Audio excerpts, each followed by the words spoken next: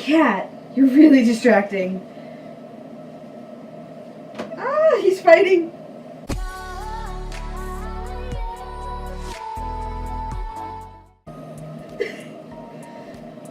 Hello, internet friends, and welcome back. Hello. My name is Katrina, and I have Ehlers-Danlos syndrome. Today, it's like old school videos, a little more formal, but a little less formal, and we're gonna have a little fun with it.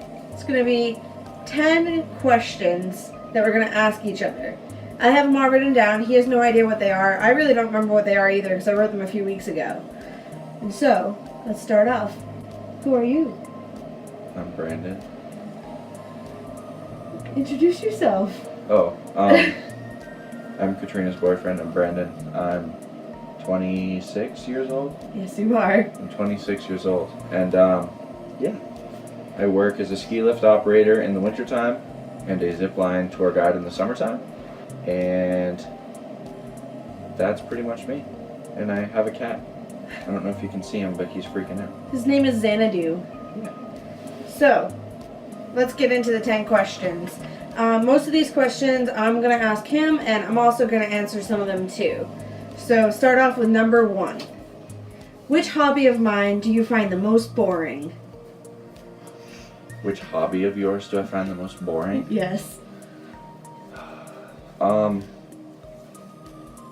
don't know if this counts as a hobby, but you do it so much. I would say sleeping.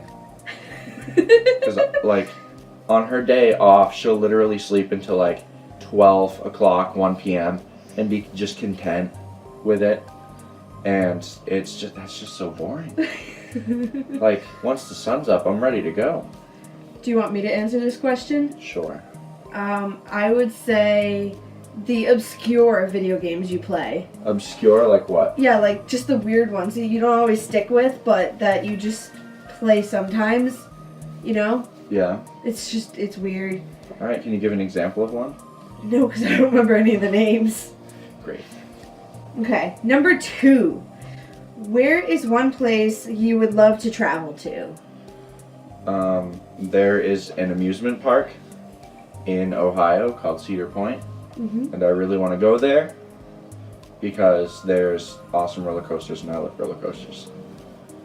Even though I'm large and don't fit in them very well. I want to go to England. England? England. I don't know where in England, but I want to go to England. I've always wanted to. Can you give us a cheesy British accent? No, I'm embarrassed to. Mine always turns into an Australian accent. Alright, let's hear it. No, well, no. I'm not gonna do that. Okay. Number 3. What is your favorite food?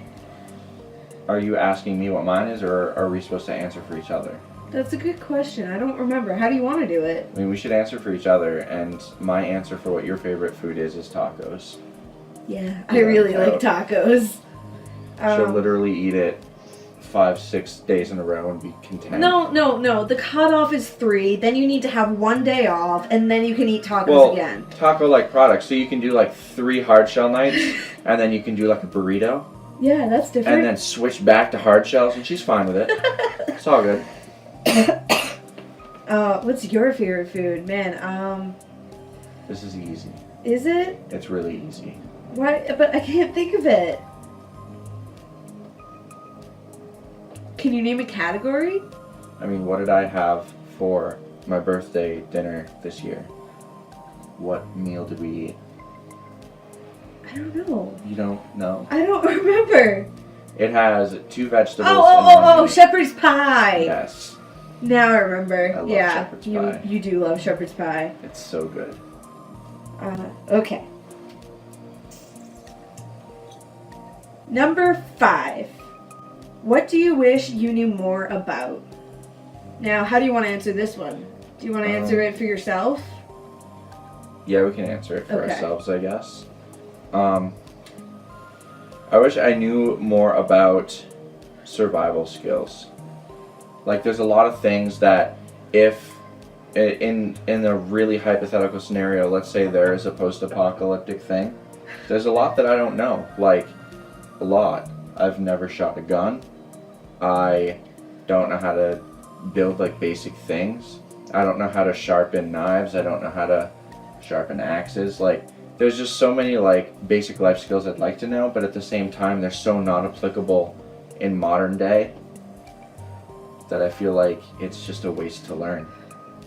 But when you need to know it, it'll be too late. If you wanted to do it as a hobby, you could do that, though. Yeah, I could. What I wish I knew more about, like, astronomy. Yeah? Yeah, I love space. I have no idea anything about it. I don't know anything about it. That cat! I've got him trapped. He's obsessed with us. I don't know if you're still in the frame. Can't tell. Okay. You need to frank But right yeah, off, Kitty. I wish I knew more about astronomy because I love outer space. I love to know about the stars and realize just how small we are, and that's really cool. Yeah. And philosophy. Oh, philosophy. I love Hey, you philosophy. can't do two. You only one answer. Ugh, Is it astronomy or philosophy? philosophy. Yeah. Now that I think about it. All right. Okay. Number 6. What do you wish, you as in you, wish other people knew about chronic illness? What do I wish other people knew about chronic illness? Yeah, I'm really interested to hear this one. I don't think this is necessarily a no as much as a realize, but a lot of people don't realize that some chronic illnesses are invisible to the eye. You don't know that somebody's sick with something. And a great example of this is if, like, you're in Walmart and you see somebody in one of the mobile scooters and they stand up to reach something on the top shelf. That doesn't mean that they shouldn't do that. Like, if they are physically capable, they should. But what it means is they're capable for that small amount of time to do that. It doesn't mean they can do it for the whole trip. And I feel like a lot of people don't realize that, and they should understand that each different illness has its own capabilities, and a lot of things are invisible. Yeah, I think that's a really good answer. What about you? That's a tough one. Because I could say so many things about it, but I'd have to choose just one, and that's where it gets to be difficult. Pick the most most important, impactful thing. I wish that people knew that young people can get sick too.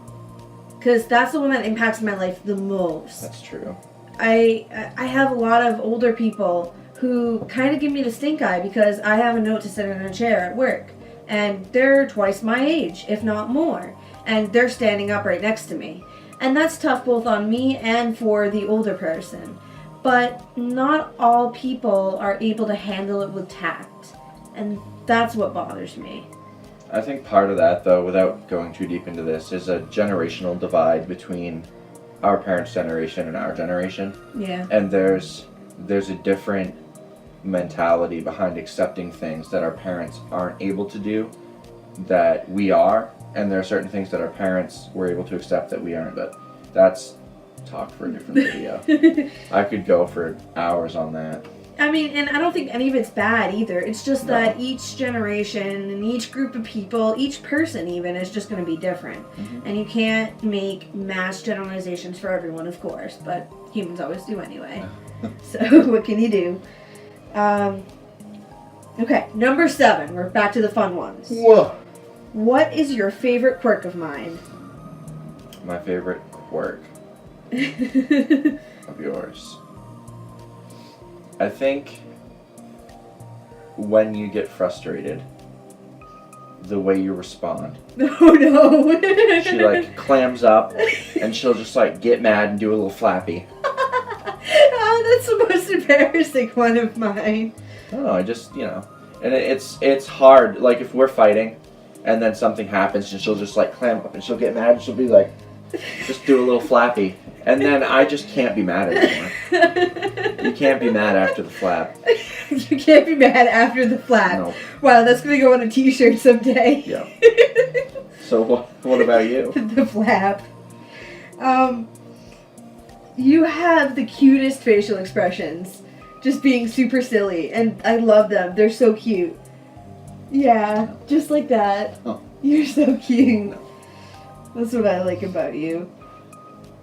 Okay, so number 9. What is something you, yourself, will never do again?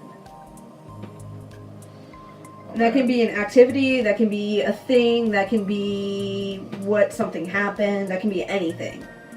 And you don't have to go deep either if you don't want.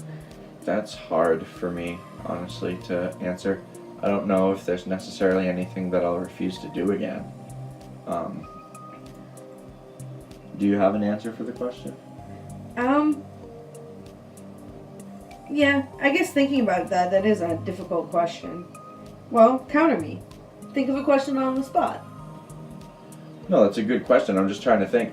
Because there's certain things that I'll just refuse to do that I've never done. Like eat seafood. Yeah. And I'm not going to do it. I don't like it. I guess that could be the answer because I've tried it. I've tried all kinds of seafood every which way. I've tried lobster. I've tried everything. And lobster's okay and shrimp's not bad. But their prices aren't worth it, and they're like gross and rubbery no matter how many stars the restaurant has. It's just not good meat. So I guess that's my thing, is I'm never gonna eat seafood again. Or eggs. I hate eggs too. That's just weird. Unless it's on French toast. Yeah. But there's not much that I won't give a second shot. Yeah, I'm trying to think, and I can't really think of anything. If I want to get depressing, I could go and say snowboarding, but I'm not quite there yet.